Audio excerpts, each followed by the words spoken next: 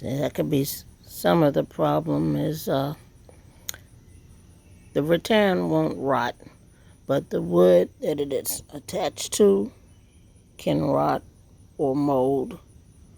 So I took this strip off so I could get to this and probably salvage it by using some wood putty after I clean it up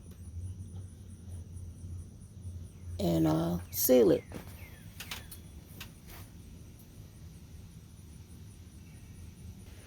Okay, I'm using the aquarium silicone here by DAP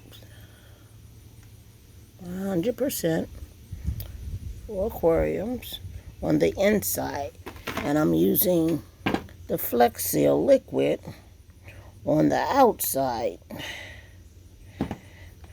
just to give it like a double layer of protection. I'll probably use the Flex Seal tape on the rim portion that's right above the water line, just so it will be more protected from the water weeping out.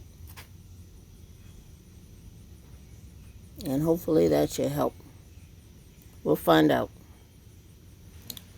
Came out this morning and it was mostly dry except for the underneath portions of where it's rotten, where the mold was, but that part is dry also.